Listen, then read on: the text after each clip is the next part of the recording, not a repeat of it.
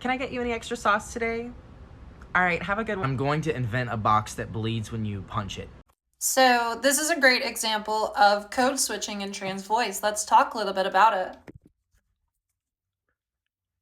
How do I turn this shit off? Code switching refers to the use of different dialects or entire languages in different situations by the same person. The term is commonly used in the Black community to describe the switching in or out of AAVE or African American Vernacular English, depending on whether you are at work or at home. That same switch happens a lot with trans women who voice train, going in and out of GirlVoice.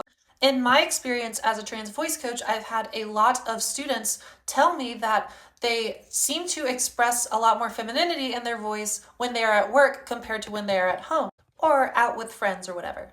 I've been hearing it so often that I have begun doing research on code switching and talking about it when a student brings this up. Now, the reasons why this happens are kind of multifaceted. Number one, at a lot of people's jobs, you say the same phrases over and over and over again. Is, for instance, if you work like a service job and you go like, "Hi, welcome to Starbucks. Can I take your order?" You might say that phrase dozens of times or like even hundreds of times in a day. You're going to start to practice how to sound feminine on that phrase individually.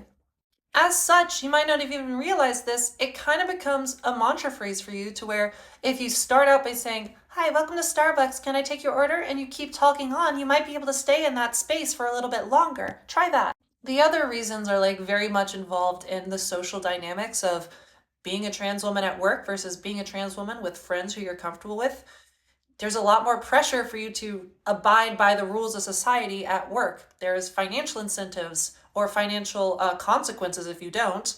While with friends that you trust, you're able to drop your guard a little bit more. Again, this isn't just like a trans thing.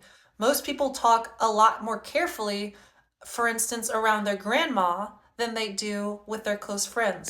And if you're trans and that code switch makes you feel dysphoric, I advise you to think that the term code switching has existed for 70 years now to describe a multitude of different types of people who are not trans. And if you're cis and you've made it this far out of pure curiosity, never bring up that a trans woman's voice has dropped over the course of a conversation, okay?